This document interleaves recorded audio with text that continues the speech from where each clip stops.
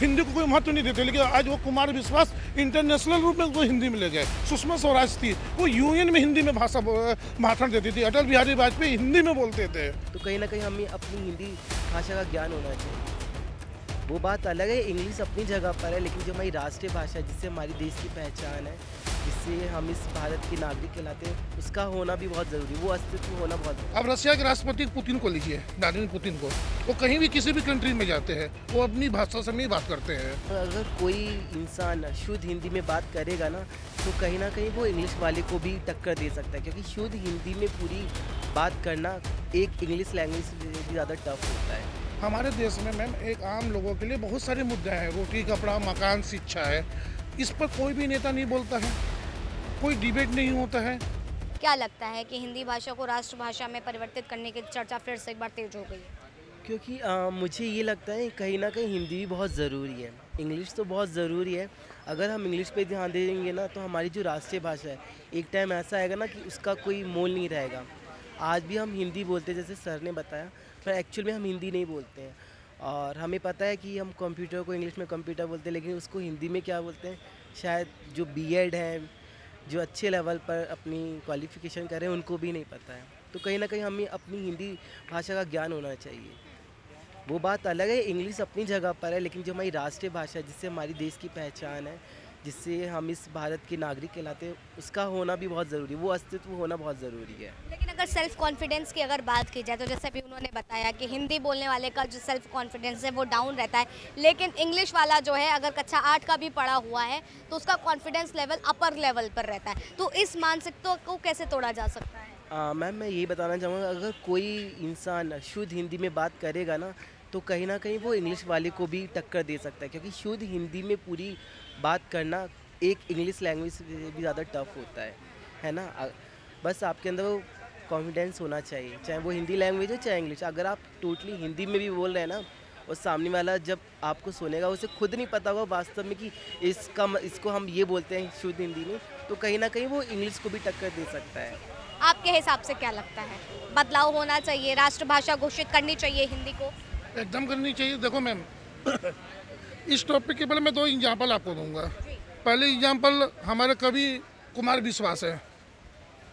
अब उनकी हिंदी सुनिए, इंग्लिश उसके सामने तो टिक ही नहीं पाता है। और हिंदी और संस्कृत हमारी बहुत प्राचीन भाषा है, जिस देश में हम रहते हैं उस देश की मातृभाषा है। अब रशिया के राष्ट्रपति पुतिन को लीजिए, व्लादिमीर पुतिन को, वो कहीं भी किसी भी कंट्री में जाते हैं, वो अपनी भाषा से नहीं बात करते हैं, वो उसमें उनका कॉन्फिडेंस है। तो हमको अपनी भाषा में दूसरी जगह जाने में क्या प्रॉब्लम है? इससे 2 चीज़ पैदा होता है, एक तो हम अपनी भाषा को भी जागरूक मतलब मेंटेन करते हैं, दूसरी चीज़ अपनी भाषा का प्रचार भी करते हैं, ठीक है ना।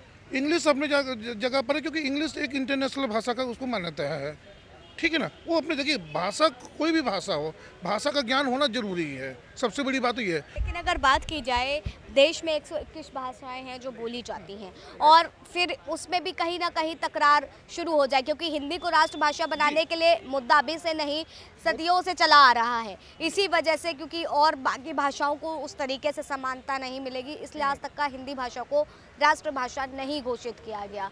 तो आपको क्या लगता है, फिर से वो सारी चीज़ें उभर करके सामने आएंगी? 140 करोड़ लोग हैं हम लोग, हाँ। यहाँ हिंदुस्तान में हर किलोमीटर भाषा चेंज हो जाता है, तो ये चीज़ तो हमेशा बना हुआ रहेगा। जितने लोग हैं उतनी भाषा बोलते हैं। और जो आपका लोकल लैंग्वेज होता है, क्षेत्रीय भाषा आप जिसको बोलते हो, जहाँ जिस क्षेत्र में आप जाते हो उसका दबदबा जरूर रहता है। लेकिन हिंदी एक ऐसी भाषा है जिसको आप आसानी से सीख भी सकते हो, समझ भी सकते हो। और दूसरी इम्पोर्टेंट बात है कि सबसे बड़ा जो जनसंख्या है भारत का, वो हिंदी भाषी राज्यों से आता है। तो आप इसको राष्ट्रीय भाषा का अगर औपचारिक दर्जा नहीं भी है, तो इसको मान के चलो कि ये राष्ट्रीय भाषा है। तो इसको अपनाने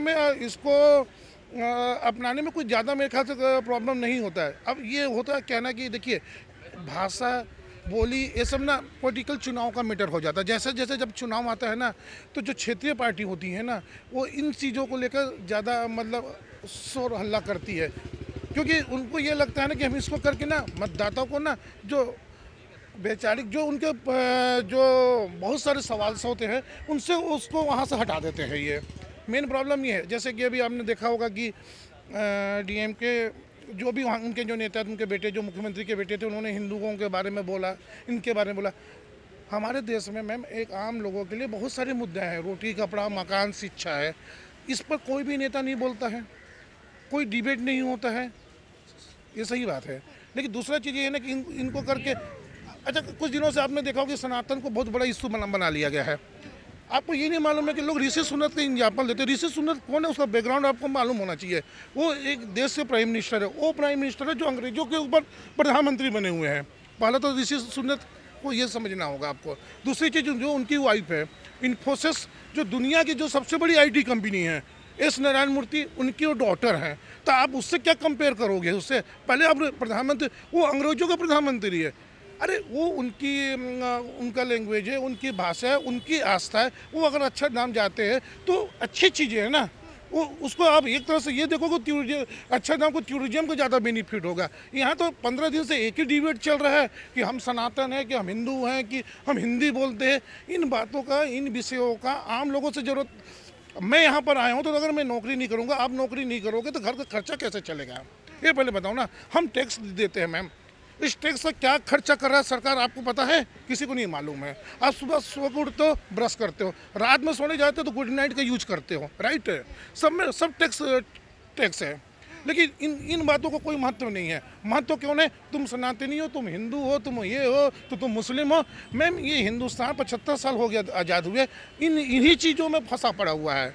और लैंग्वेज एक ऐसी चीज़ों को आप जिस पर अपना कमांड रखो, जिस पर आपको बोलने का अधिकार है, या जिसको आप अच्छे से समझते हो। आप कुमार विश्वास को देखो ना, उनकी भाषा को सुनो, आप दंग रह जाओगे। कभी हो गया लोग हिंदी को कोई महत्व नहीं देते, लेकिन आज वो कुमार विश्वास इंटरनेशनल रूप में वो हिंदी में ले गए। सुषमा स्वराज थी, वो यूएन में हिंदी में भाषण देती थी। अटल बिहारी वाजपेयी हिंदी में बोलते थे।